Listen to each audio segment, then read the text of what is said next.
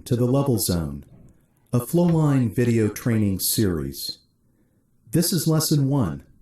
What is liquid level? Liquid level sensors measure or detect the presence of liquid held in containers. Common liquid types include chemical, water, wastewater, and oil. A level container can be anything that holds liquid, such as a tank, sump, or pond.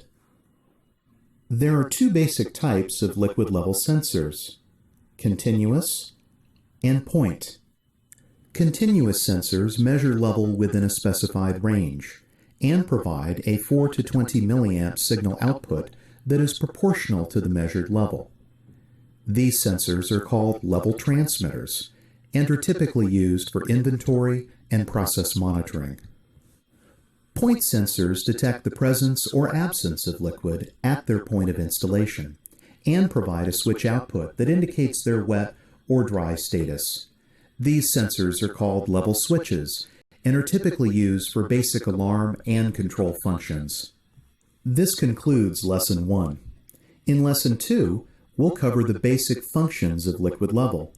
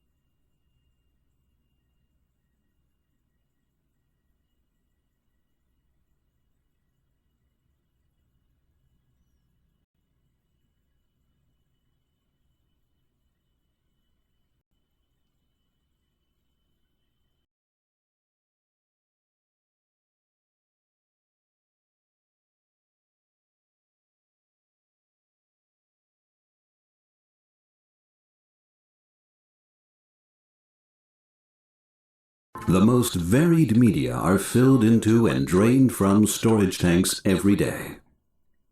Examples are potable water, fruit juices, oils and fuels, acids, brines, or even solids like grain, plastic pellets, or powder.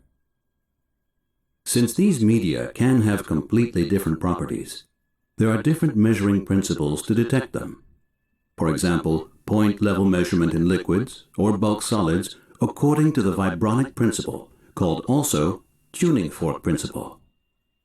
The tuning fork, which John Shore designed more than 300 years ago, served as a basis for the vibronic principle invented by Endress and Hauser in 1967.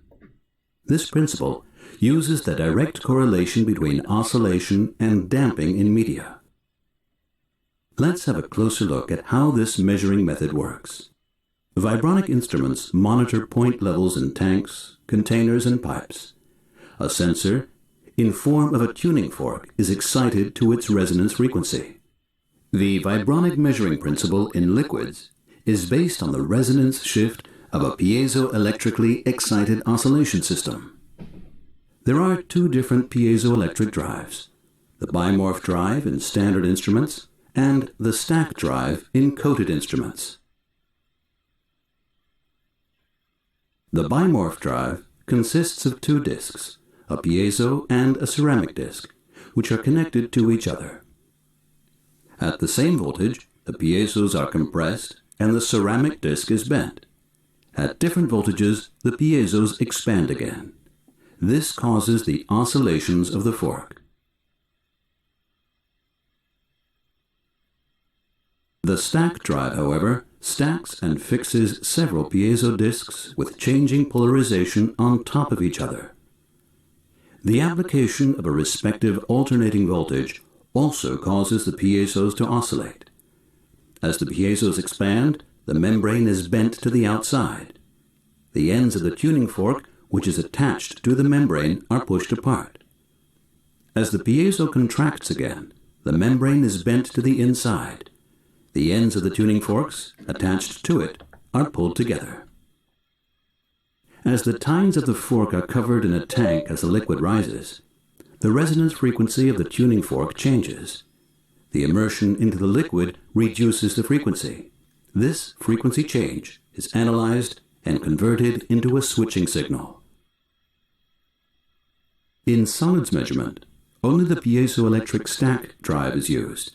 As the bulk solids cover the fork, the oscillation is damped. This changes the amplitude of the oscillation. The change is analyzed and converted into a switching signal. The vibronic measuring principle of Anderson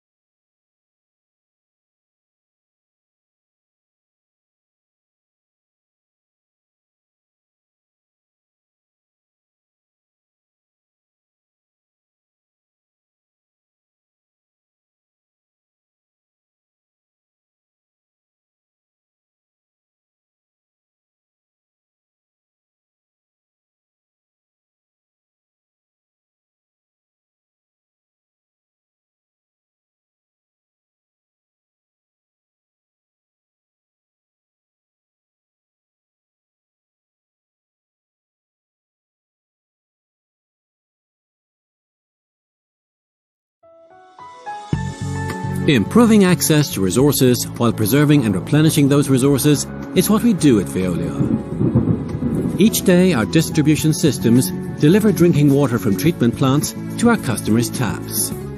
These systems are designed to provide an uninterrupted supply of drinking water on demand, compliant with regulations, in line with customer expectations, and with minimal environmental impact. Here's how and why at a glance. Drinking water travels directly from treatment plants to households via pressurized mains. Depending on the topology, we can also pump water into high storage tanks so that the water flows through the system via gravity.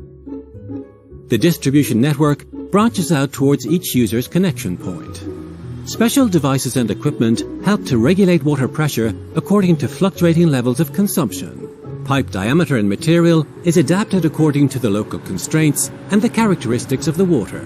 The system is managed in small zones, which makes it easier to diagnose problems, do maintenance work, and accurately measure water distribution and consumption volumes. This is how we identify water losses. Leaks are found thanks to acoustic detection techniques or utilization of a tracer gas. At the base of buildings, pumping stations boost the water pressure so that it reaches every floor. We sample and analyze water throughout the network on a daily basis, making water one of the most closely monitored products made for human consumption. Measuring instruments, sensors and probes are installed at key locations throughout the system. Meters measure water consumption at each household. In the network, other meters and instruments provide real-time readings on the flow rate, pressure, vibration levels and water quality, and detect any leaks or changes in quality as soon as they occur. These instruments transmit data via communication systems. This is what makes drinking water systems smart. All the data converges at a centralized control center. These control centers combine and analyze the data to provide insight about operations or events. This way, analysts have a global view of the network in real time. This is how they can monitor water quality, improve the operation and maintenance of the system, and respond rapidly and transparently, keeping authorities and consumers in the loop. By ensuring a continuous supply of water, while constantly optimizing our network's performance, our solutions are a long-term guarantee of operational efficiency for cities and for customers, the assurance of high-quality yet affordable water.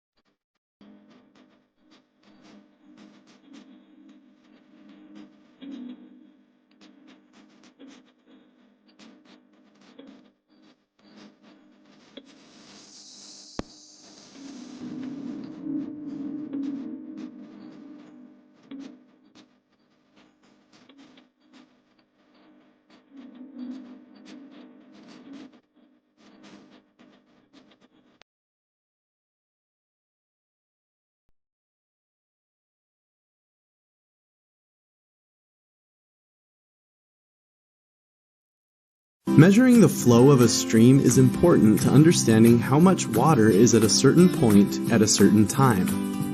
Flow can be calculated using the float method with a measuring tape, small plastic bottle, and a timer.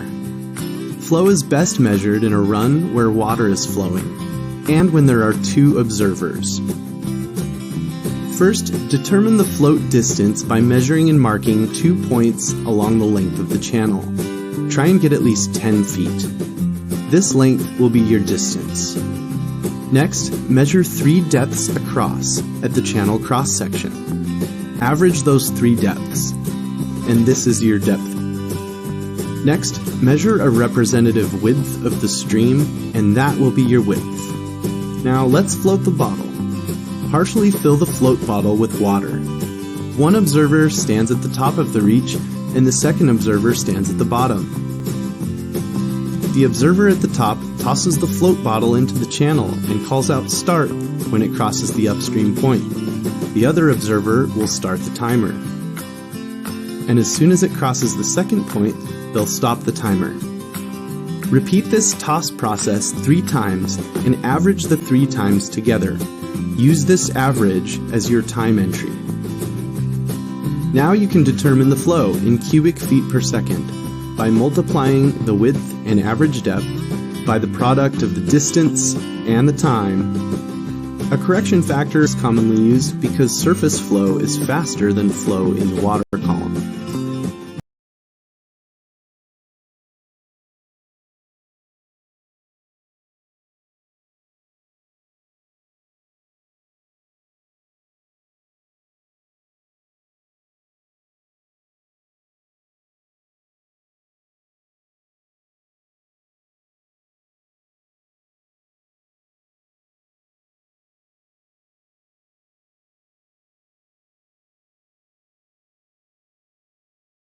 Substances are transported and distributed in piping systems every single day. They can include solvents and chemicals, oil and gas, or steam for energy transmission. The fluids flowing through pipes often have completely different properties. Therefore, different principles for their measurement are required.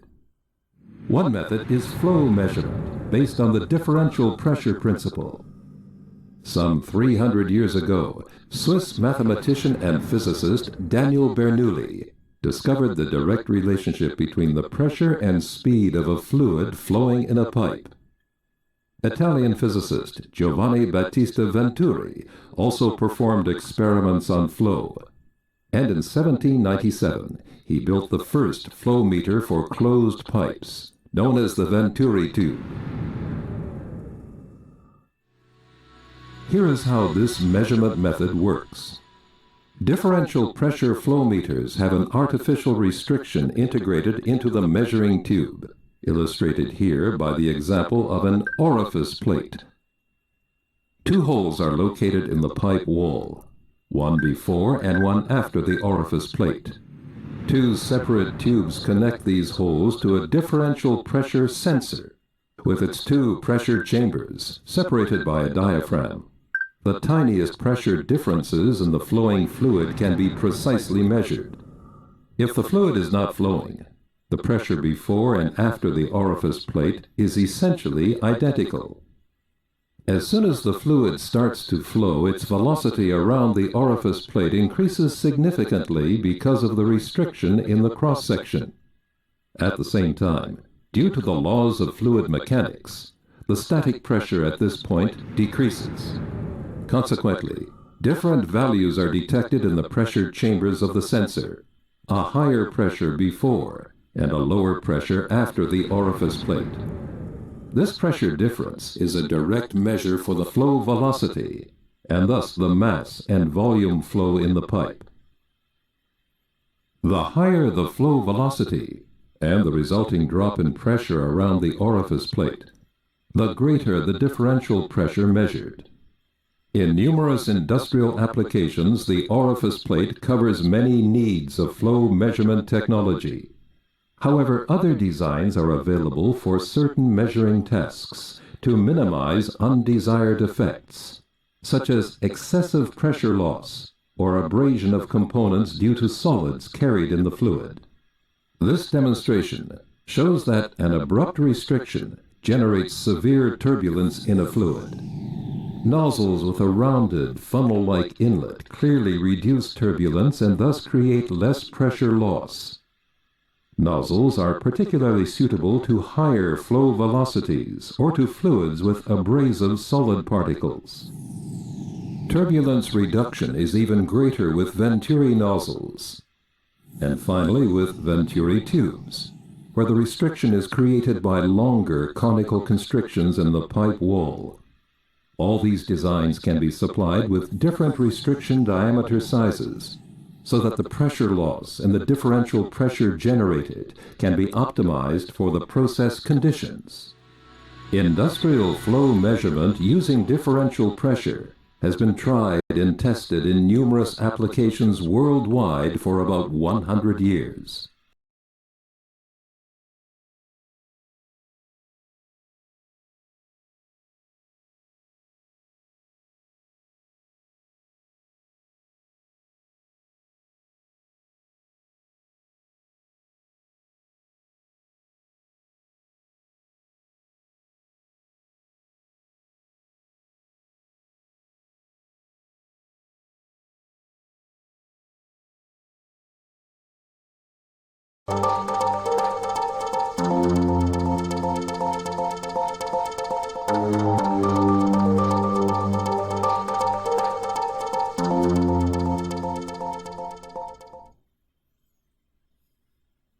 The most diverse gases are transported and distributed in piping systems every single day.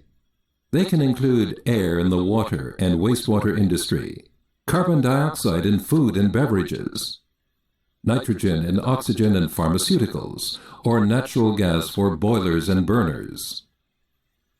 The gases flowing through pipes often have different properties caused by changing process conditions. Therefore, different operating principles are required for their measurement. One principle is flow measurement based on the thermal principle.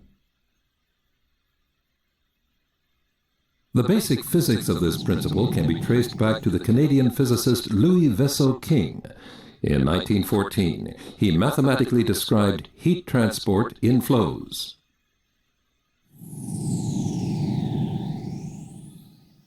Here is how this measurement method works. Inside thermal flow meters are two temperature sensors protruding into the measuring tube. They're known as PT100 resistance thermometers. One of these temperature sensors measures the actual gas temperature as a reference, regardless of the flow velocity. The second temperature sensor is heated constantly via electrical energy, so that a predefined temperature difference is maintained between the two sensors. For example, 10 degrees. If there is no flow, the differential temperature between the two sensors does not change. As soon as the fluid begins to flow in the measuring tube, heat is drawn from the heated temperature sensor via the gas flowing past. The heat then is carried off by the flow. The corresponding cooling effect is measured and compensated immediately by adding more heating current.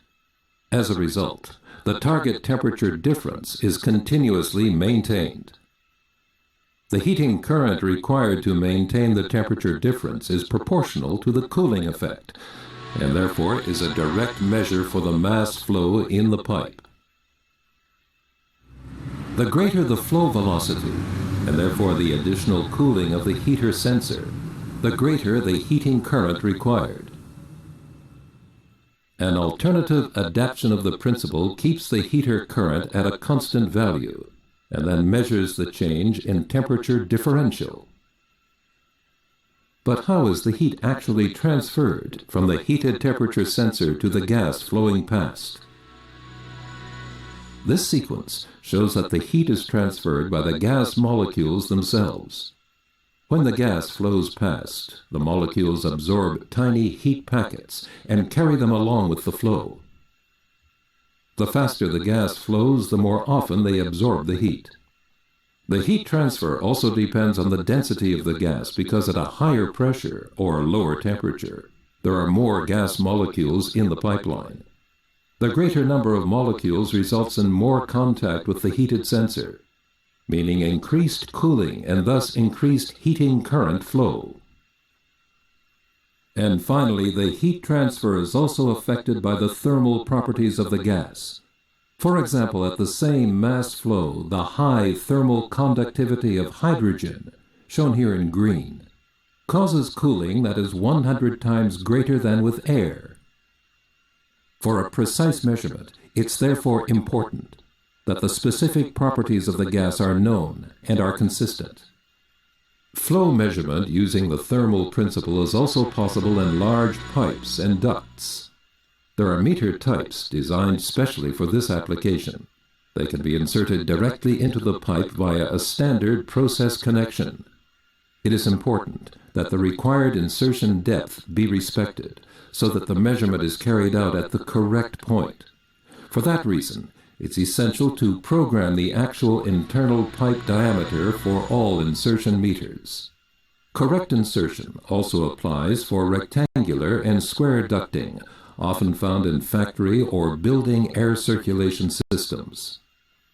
With thermal mass flow meters from Endress and Hauser,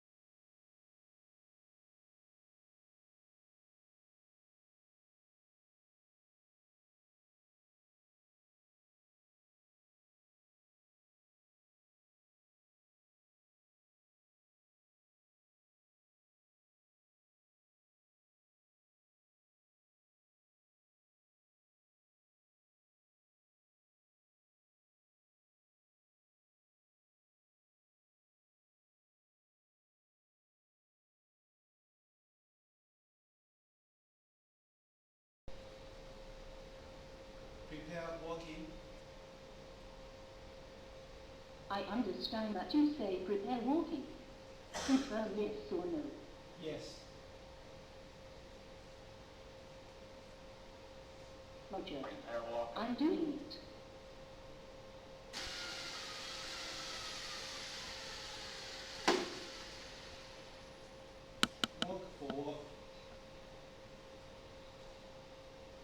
I understand that you say walk forward. Confirm yes or no. Yes. Roger. I'm doing it.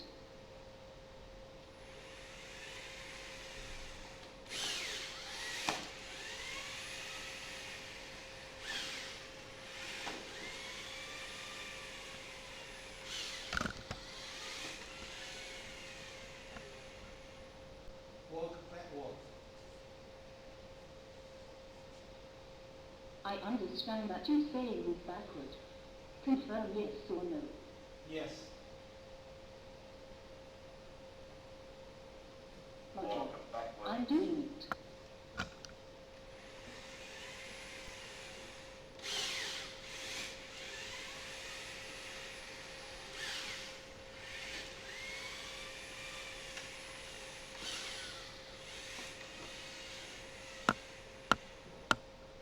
Turn right. I understand that you say turn right. Confirm yes or no. Yes. Roger. I'm doing it.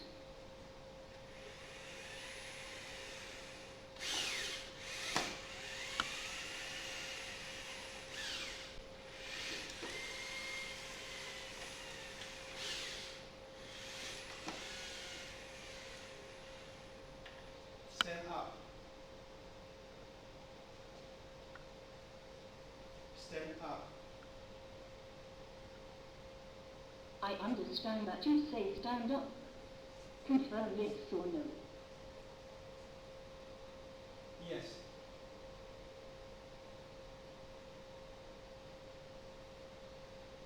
Roger. I'm doing it.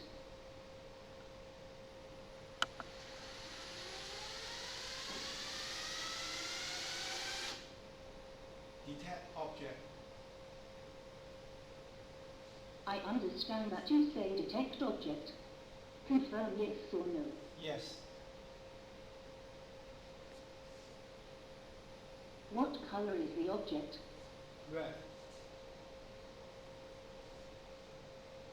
Detect read object. Confirm yes or no. Yes.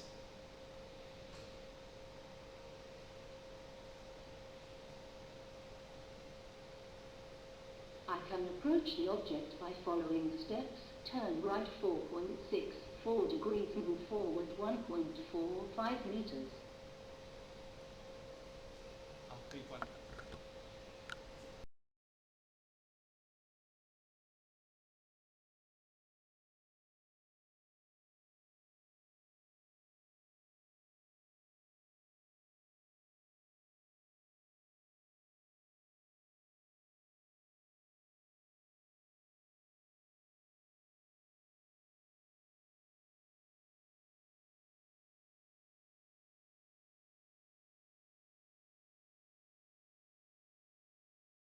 The major limitation of Fourier transform is that although we access the knowledge about frequencies present in the signal, we lose all information about time.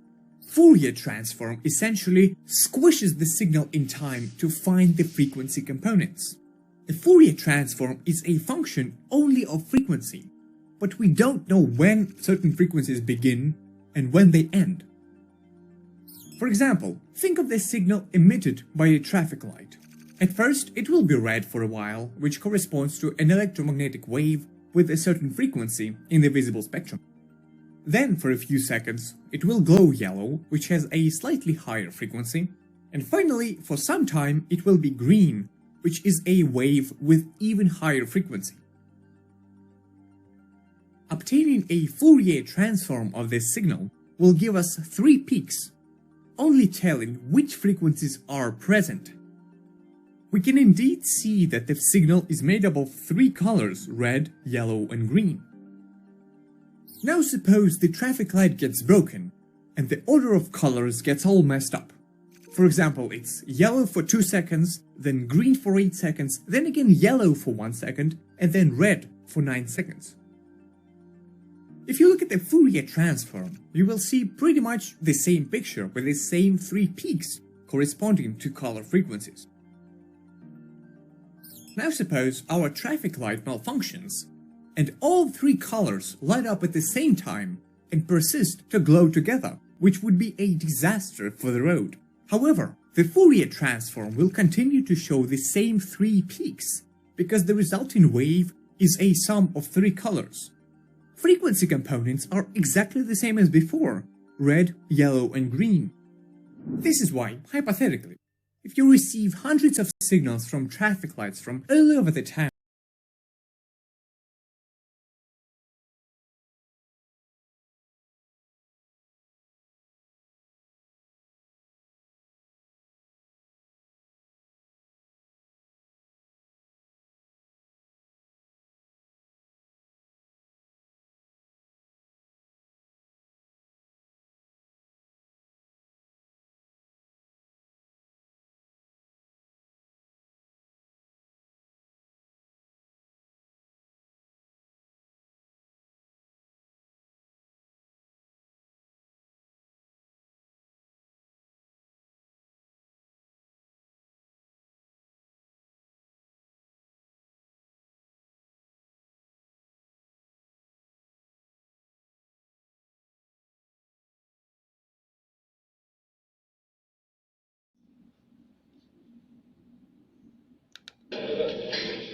Send the meeting address to my Volvo.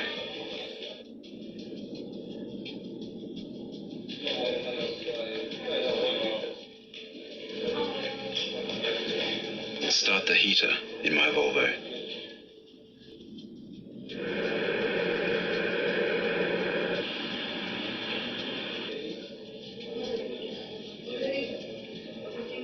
Prepare my Volvo.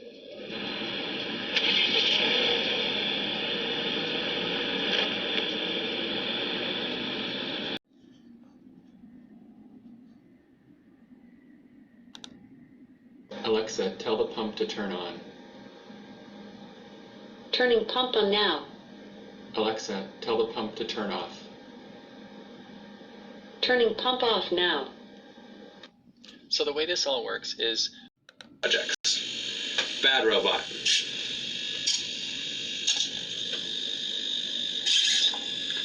Good robot. In addition to this,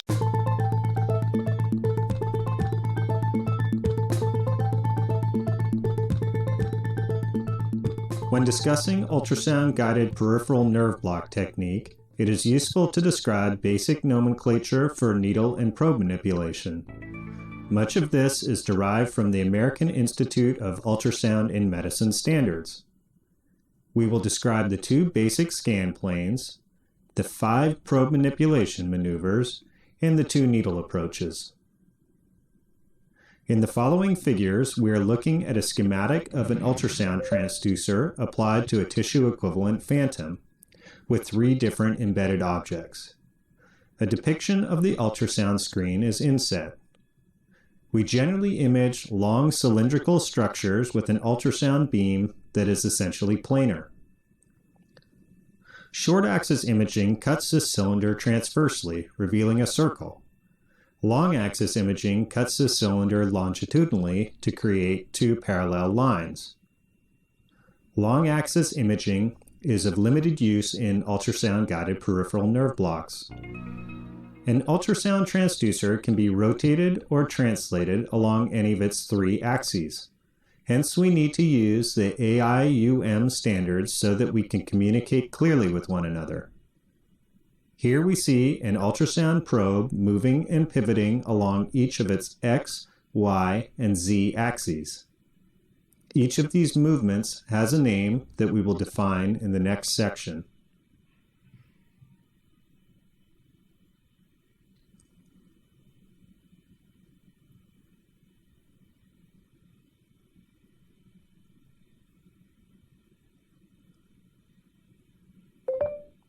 Sliding is a maneuver that translates the transducer along the course of its structure, or perpendicular to it to scan adjacent structures.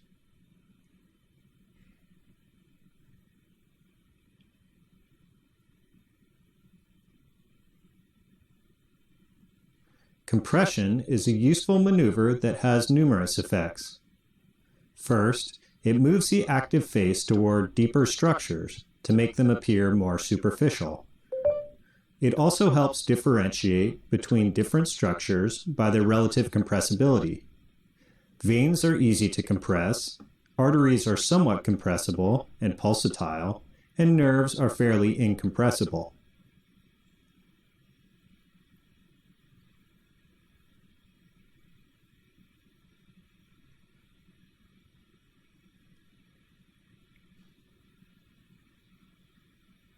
Rocking allows us to extend the plane of imaging when we are working in a narrow acoustic window.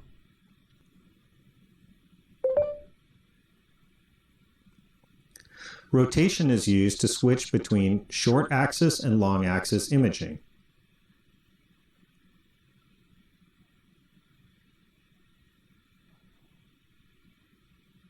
Tilting allows us to scan along the course of a structure through a narrow acoustic window. In nerve imaging, it is critical to optimize transducer tilt to properly visualize nerve fascicles. Nerves are seen best when the scan plane is orthogonal to the course of the nerve.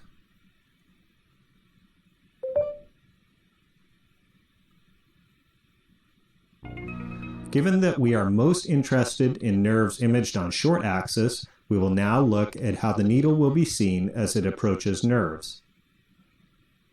With the out-of-plane needle approach, the needle starts in front of the plane of imaging and advances until it crosses the plane of imaging as an echogenic dot. With the in-plane needle approach, the needle is visualized on its long axis as it advances within the scan plane. Now let's move on to show some of the common challenges with visualizing the block needle sonographically.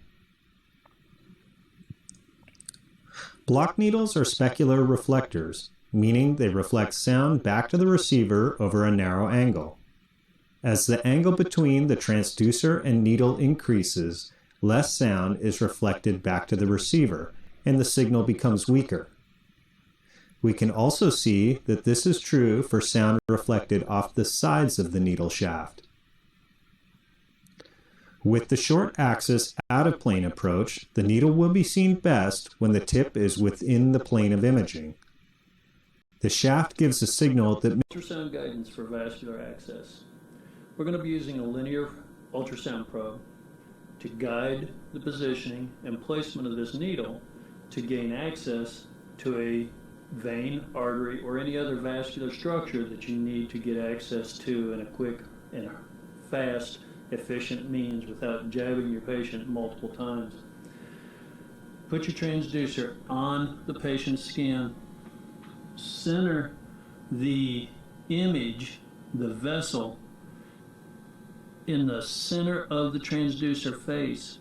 We have multiple crystals across here.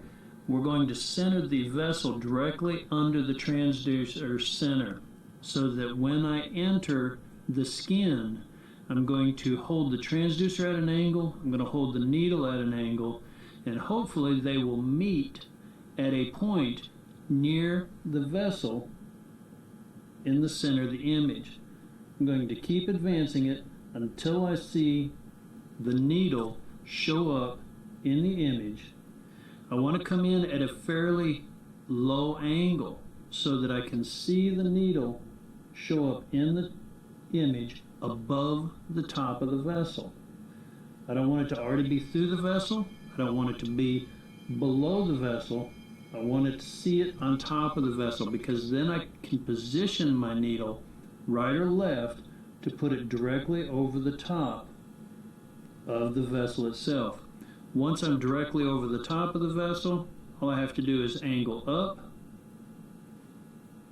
and enter the vessel. By moving the transducer with the tip of the needle, I can follow it as it goes until I actually see it penetrate the vessel wall and enter and end up being center lumen on this vessel. And what I'm doing is entering the skin. I'm looking for my needle to show up in the image above the top of the, there it shows up. You can see it right there as I advance and back it up. That's the tip of the needle. And you can see I'm not exactly over the top of the vessel. So by angling the needle sideways, I can now advance the transducer, advance the needle. I can angle it over a little bit more and advance the transducer. Advance the needle, advance the transducer. Advance the needle, and then the transducer until I'm right on top of it. Now that I'm right on top of it, I'm actually pressing on the vessel itself. All I have to do is bring the hub of the needle up a little bit, and I'm in. We're now in the vessel. At that point in time, I can now put the transducer down, can disconnect the syringe. You can do this without a syringe. You can look for your blood flash right here. I can thread my wire if I'm going to do a PICC line. If I'm going to be doing a venous ablation, I can get my guide wire in. Once the guide wire is in, pull the needle out, hold your guide wire, put in your introducer sheath right along the same pathway, and you've got instant access. So for vascular access, again, transducer, 90 degrees, vessels in a short axis, bevel up, enter at a very steep angle till you see the needle over the top of the vessel. Then all you got to do is turn your, once you get over the top of the vessel, angle up and follow that needle with the tip of the transducer. It's two-handed. You're advancing both needle and transducer at the same time, following the tip of that needle until it enters the vessel. Once it enters the vessel, you get your flash, you get your, put in your guide wire, and access is there.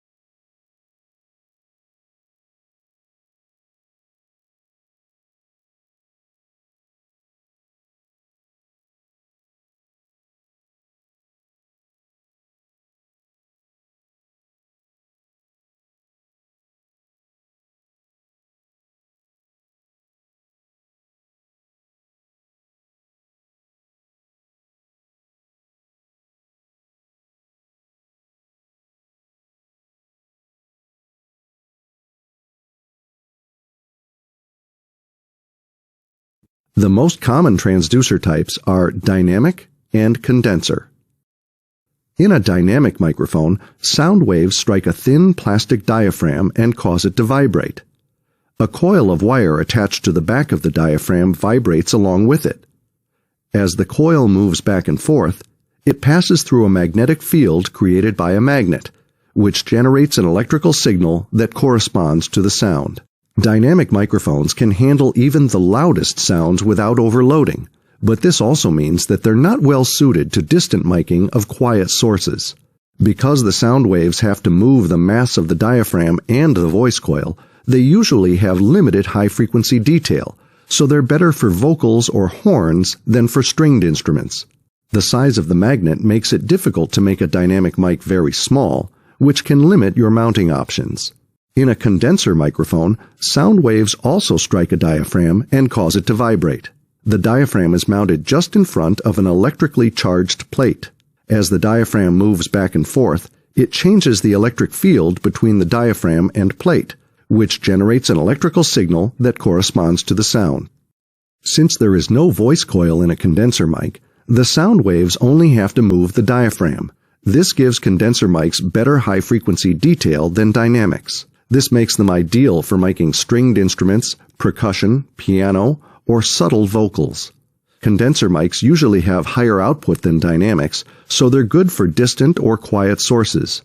Since there's no magnet in a condenser mic, they can be made extremely small, which makes it easier to mount them in tight spots and make the mic less visible. Condenser microphones have internal circuitry that requires power to operate. Usually, phantom power is supplied through the microphone cable from the mixer or recorder.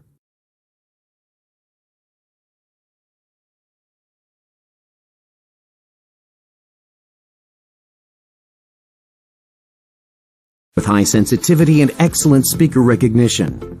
The self-powered flexible acoustic sensor was fabricated by mimicking the operating mechanism of the basilar membrane in human cochlear.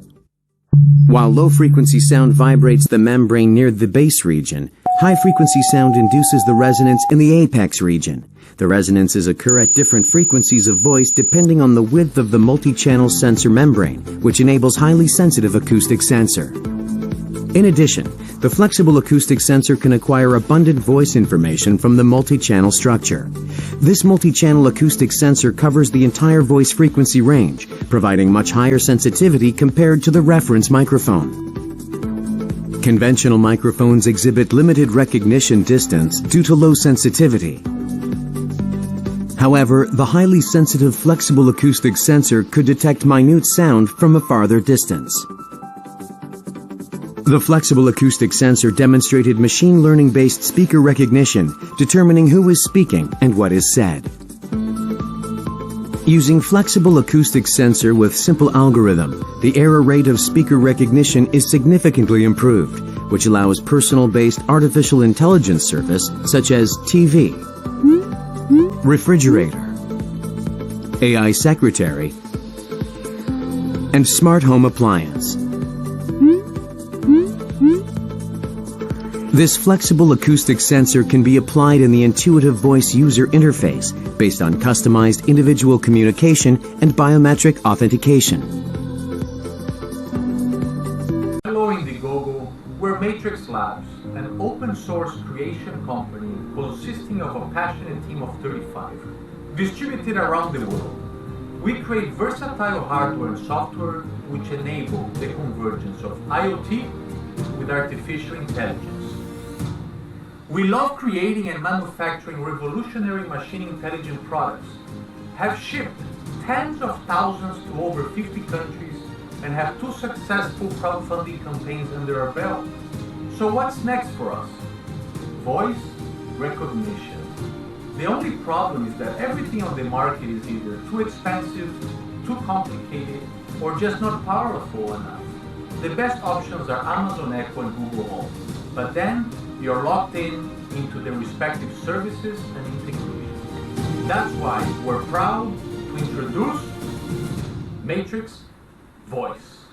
The cheapest, most developer-friendly, and most powerful development board for voice applications. Matrix Voice is for makers. It's for industrial and home Internet of Things engineers, from novice to hardcore developers. Matrix Voice is powerful. Measuring 3.14 inches in diameter, it offers a radial array of 7 MEMS microphones, connected to a Xilinx Spartan 6 FPGA and 64 Mbit SD-RAM, which provides developers with the opportunity to integrate custom voice and other hardware-accelerated machine learning technology right onto the silicon. Matrix Voice also includes 18 RGBW LEDs, 64 GPIO pins for device-to-device connection, a standalone 2.4 GHz Wi-Fi and Bluetooth-enabled 32 bits microcontroller version of Matrix Voice is also an option, satisfying the demand for mass commercialization of voice solutions for industrial and home IoT. You start by plugging Matrix Voice into a Raspberry Pi or other single-board computers, or by connecting it to power for standalone use. From there, you can download our CLI tool and libraries to start programming. We have made the libraries in multiple layers, so you can directly program the FPGA, or use C++ via HOW, or go all the way up to MOS and program everything in JavaScript with only a few lines of code. On top of all of that, we include technology for far-field voice capture, beamforming, acoustic source localization, noise suppression, de-reverberation, acoustic echo cancellation, and voice recognition integration with Google Voice and Amazon Alexa. Plus, our Matrix OS has a suite of computer vision algorithms, including face detection and gesture recognition, so that you can integrate some of the most advanced computer vision algorithms in the world by simply attaching a camera to your Raspberry Pi. Matrix Voice came to life due to overwhelming demand from thousands of developers already part of our Matrix ecosystem. Comprised of our own OS, App Store, and our Matrix and Matrix Creator products. Matrix is our consumer-focused, sensor-packed IoT hub, winner of the CES Innovation Award, and successfully funded on Kickstarter, shipping Q2 of this year. Matrix Creator is our Maker Faire Blue Ribbon Award-winning sensor-packed development board for the Raspberry Pi, successfully funded on Indiegogo. We have shipped tens of thousands globally and dubbed by Make Magazine as one of the most promising pieces of hardware. Matrix Voice is for the do-it-yourself maker and enterprise developer. Everything is done. We just need to manufacture at scale so we can reach the affordable pricing of the board. Back us today, and together, let the world hear the voice of our creations. Thank you!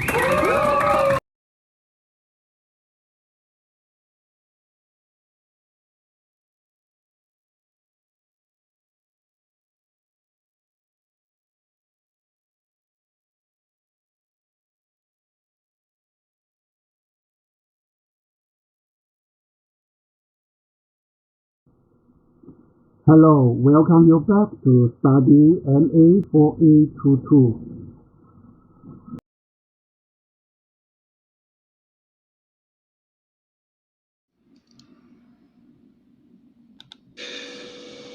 Jasper. Lighting. Which lights, your lordship? Illuminate. And the lights come on. Jasper. Didn't hear me. Jasper. Lighting. Which lights, your lordship? Extinguish. Oh, well done, and the lights went out.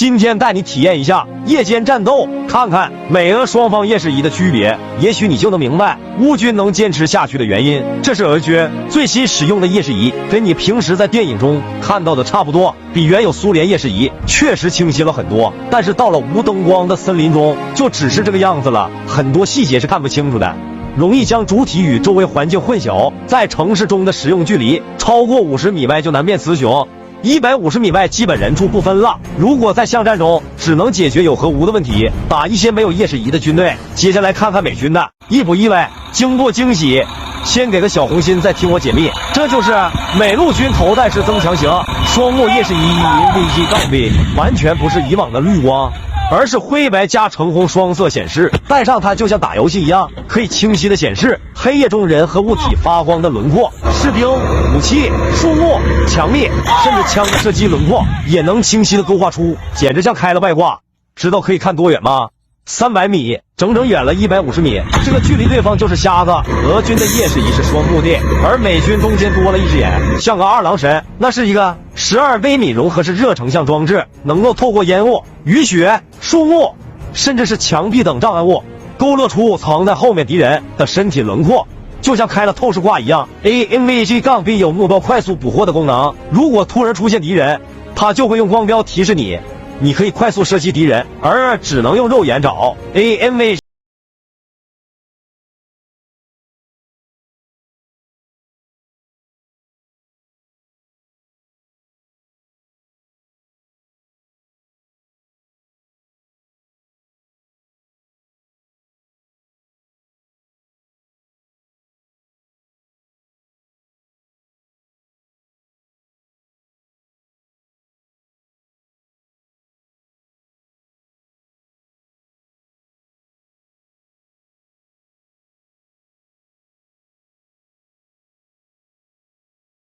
你懂的，这往后的日子真是越来越艰难了。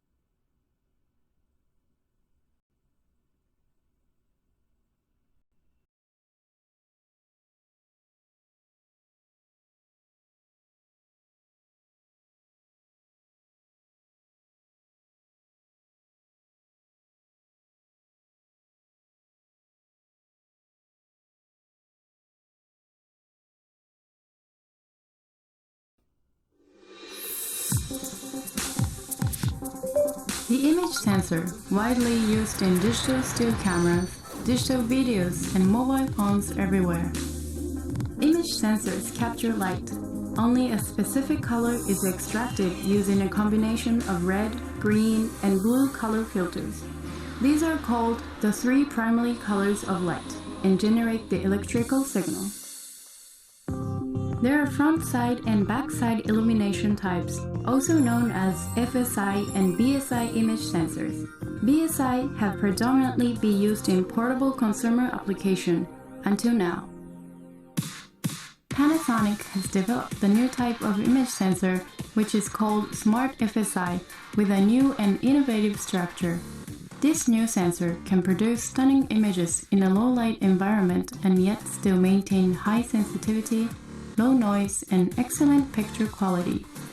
Creating true colors and uniform brightness is a Smart FSI image sensor.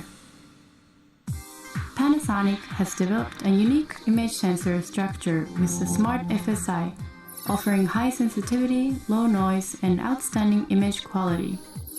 A cleverly designed light separation wall and light pipe technology allows the collection of light without any loss within the photodiode. Within BSI sensor technology, loss of light is generated in the photodiode, thus creating color mixture and light inefficiency. In the case of Smart FSI, the light separation wall surrounding the pixel works as a reflector and forces the uniform light into the photodiode. As a result, it demonstrates strong color reproductivity and super sensitivity. For example, when shooting in dark surroundings, there is need to use a higher sensitivity setting, but this will cause an increase in the noise level. Smart FSI can achieve both high sensitivity and noise reduction, which enables very high color reproductive results. Light enters the sensor at different angles. The combination of light separation wall and light pipe technology allows the maximum amount of light to be captured. Because there is no mixing of colors, the outcome is a very high resolution picture. The wide incident angle characteristics can improve the image uniformity further. This prevents color shading between the center and surrounding image, and so colors are more even. Furthermore, a wider incident angle can shorten the distance between the lens and image sensor, thus enabling camera modules to become thinner. Panasonic can deliver leading-edge know-how producing high-quality pictures even in low-light conditions. The Smart FSI image sensor, ideal for camera module products, taking camera technology to another level.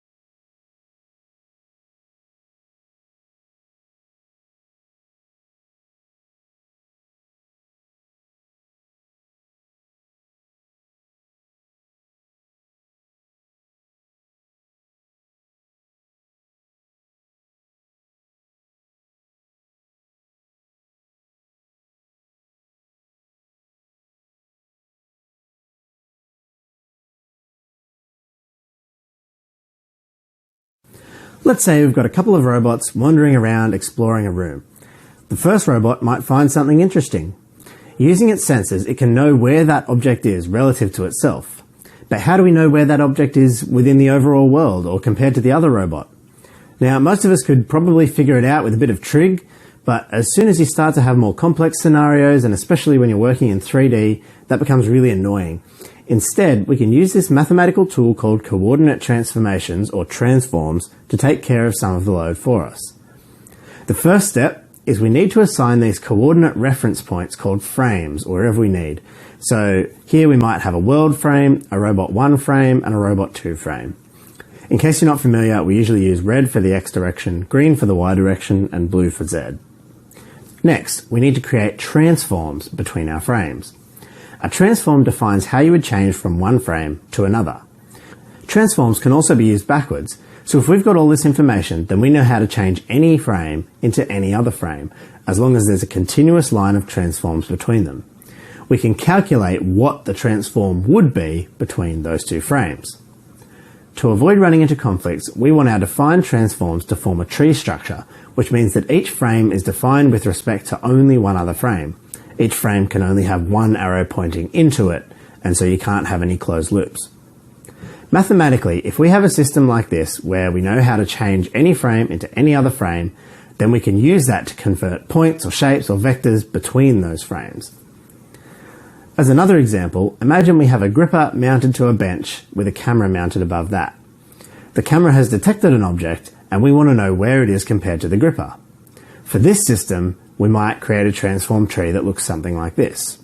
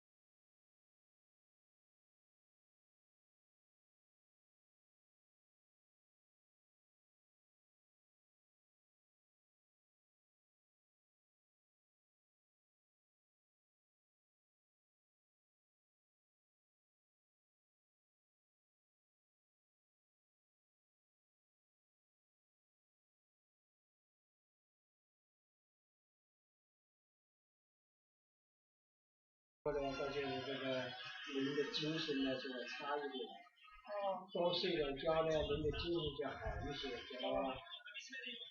一般睡觉要保持在7到8个小时，7到8个小时。如果是你10点钟睡觉，5点钟就起床，6点钟就起床正好。所以就是10点钟。